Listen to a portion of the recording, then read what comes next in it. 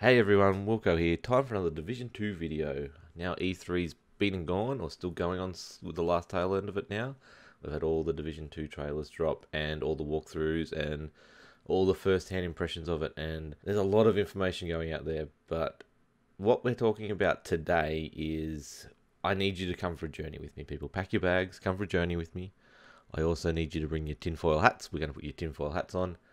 We're going to have a bit of fun. We're going to try and work out what the end game and where the DZ is, because so far all the information we've got so far is there is a DZ, or a Darkzone, but no one knows where it is or what it's about. It's new and revamped. We heard from Yannick in the post show of the Ubi press conference. Let's dive into it. I've got an idea. We're going to go through 5 steps to get to that idea. So come along, enjoy the ride, hopefully, and we'll see where we end at the end of it. So my first point on this little journey we're going to take towards Endgame and the Darkzone is this fact that they keep on talking about civil war. It's all about Washington, D.C. being under civil war. 6 months after the virus has sort of died off, burned itself out. What we've got left is a whole heap of factions, or maybe 2 factions, we're not sure yet, fighting over the capital and control of America. So what that leads me to expect is we're going into this battle and we're not on either side, and we're going to try and work out how to resolve this civil war. They've emphasized the word civil war many times when talking about the Division 2, so it is definitely a key part of the whole process of the game. So it's definitely a key point in this 5-point strategy we're going to have to get to my thoughts. So just hold that thought. And let's move on to step number 2 on the journey. In a video that Ubisoft released just after the Ubisoft press conference, we have creative director Julian Garrity talking about the idea of endgame and specializations. He mentions in the endgame that, well, I'll let you listen to it first. But we have a twist at the end of the campaign, which is a huge hook narratively and gameplay-wise that'll, take people by the scruff of the neck and drag them into endgame, and it's super compelling. This point in particular, where he says that there is a twist and it's going to drag you into endgame, that's what got my brain firing.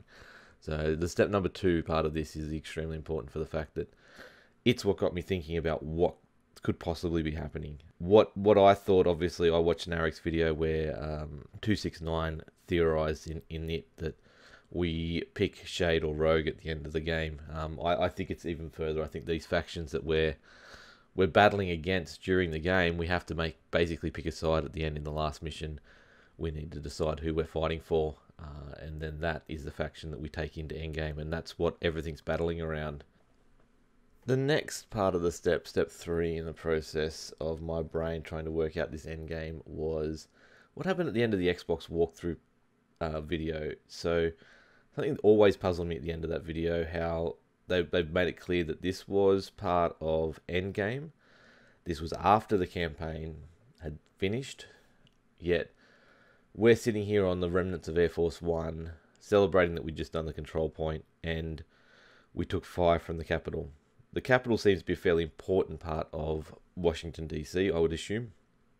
Yet the campaign's finished and there's still a heavily fortified location there that's ready to take us out, and these people are then going to battle said fortification after the campaign is finished.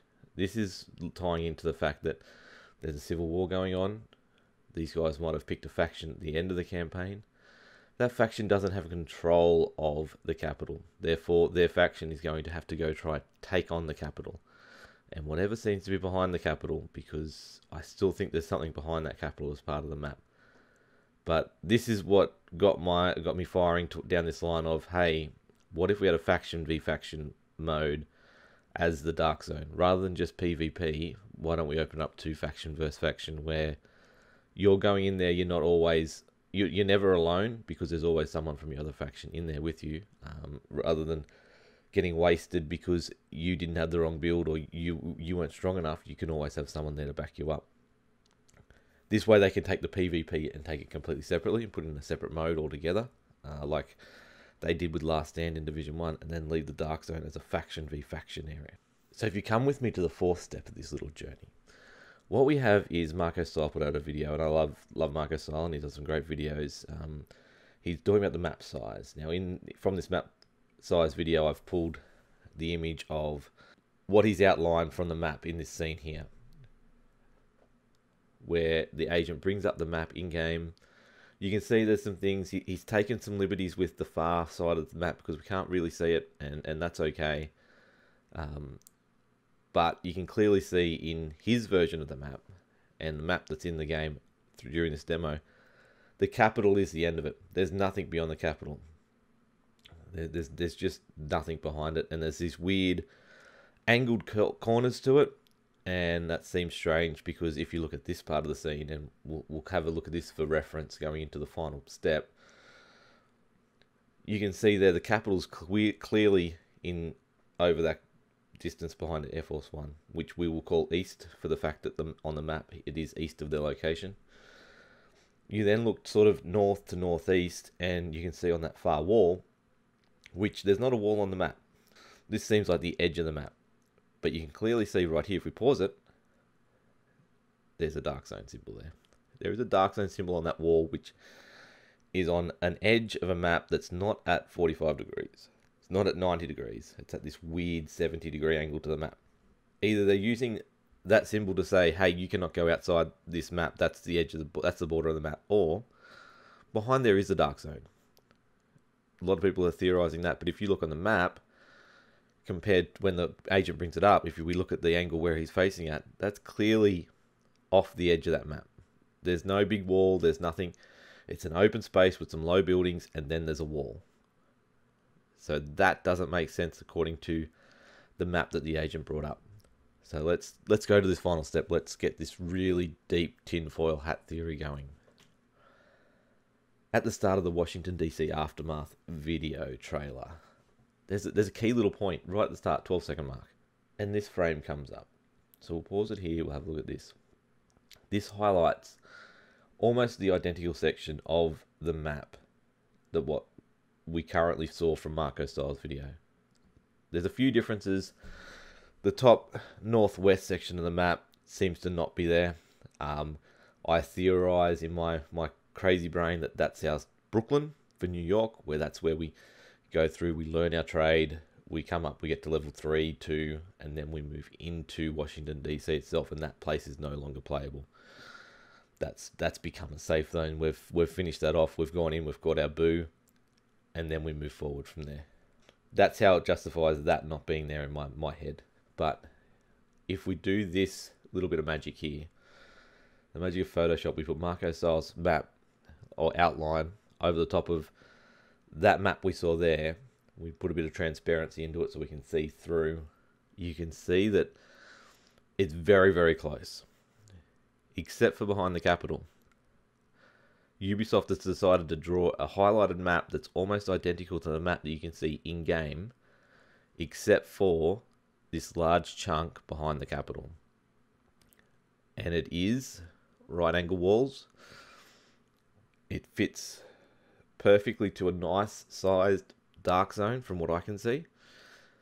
And in there is where you'll fight with your faction against other factions to gain control points, kill enemies, and kill PvE characters, to build up currency, to build up fortifications, to hold that Darkzone down in order for you to win the Civil War. I think this Darkzone area will be the Civil War location, and this is where endgame will go. You'll be outside the map, building up resources, getting control points, holding control points, trying to get more of your fellow faction members inside that Darkzone to fight against the other teams, and then you'll have to fight through the fortifications, or maybe there is a secret back entrance over one of the side walls or through the sewers, which we saw in the sinkhole, to enter the Darkzone and battle it in there. But that's where the end game will be. Much like Guild Wars World v World v World mode, this is where your faction will be versing against faction. If there's 4 factions or 3 factions sounds about right.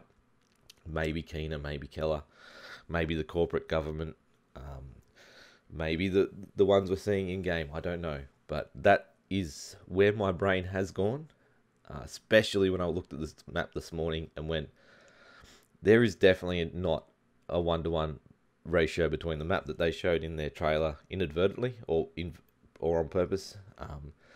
There is definitely a perfect little section there that's not shown in game, which they can easily pull out. They can easily make a build that does not have the Darkzone on the map. And as Marco Sai pointed out in his video, there's just no clear spot on that map that they showed for a Darkzone. But when you transparency over his map over the top of this map here that I found, there is clearly a section missing. And it's clearly behind the capital, the place that's fortified, still at the end of the campaign. And like I said, they've talked about Civil War many times, and this all fits in. So make your own judgments. Leave your feedback below. If you liked the video, give us a like, give us a sub. Go check it all out. All my other content at Wilco's Chill Zone. Check out the podcast Locked On, a Tom Clancy podcast. Search for it on your favourite podcast channels. And yeah, like I said, leave the comments below if you think I'm right, if you think I'm wrong. I want to know if I'm wrong, because I want to get to the bottom of this. I love theory crafting about games before they come out. So this has been fun working this out, or having a crack at it anyway. I know I'm probably wrong, but I think it makes sense in my mind. But anyway, we'll see. But thank you for watching, and we'll catch you next time on the next Division 2 video or another video. Have a good day. Bye.